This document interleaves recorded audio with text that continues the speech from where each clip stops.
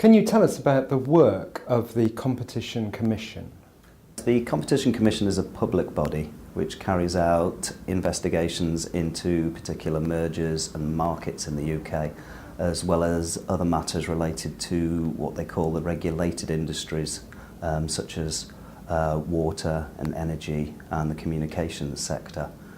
One of our most high-profile investigations at the moment is one we're carrying out into the ownership of airports in the United Kingdom. Currently, 7 of the UK airports are owned by a company called BAA. That's the British Airports Authority. We've been asked to look into their ownership of those airports and whether that ownership structure is in the interests of consumers or whether an injection of greater competition would benefit the users of those airports. In some business sectors there may be very few competitors. How can you ensure fairness in such cases? It's actually a matter of not so much looking at the number of competitors or providers in a particular market, so much as looking at the dynamics of that market.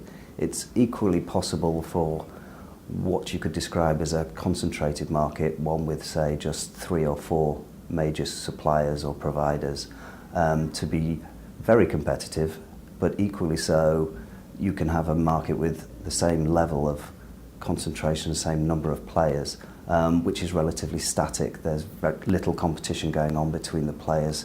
Customers aren't switching and the companies concerned aren't reacting with each other in the way that you'd like to in a competitive market. For example, one of our recent inquiries was into the groceries market in the UK. That is quite a highly concentrated market in the sense that there are sort of 4 or 5 major grocery companies in this country, and they control something in the region of 80% of the market. However, after in-depth investigation, it was clear that this is a market where these companies are competing actively with each other. Customers have a choice and they're exercising that choice, and as a result the companies concerned are competing with each other, which brings the benefits in terms of lower prices, innovation and greater choice for consumers. We could contrast that with another inquiry that we completed about 2 years ago into what's known as liquid petroleum gas for domestic users. Essentially, this is for customers who are not supplied for energy through pipes. They live in remote areas and therefore they need the gas, which is also known as propane, delivered to their house and put in a tank.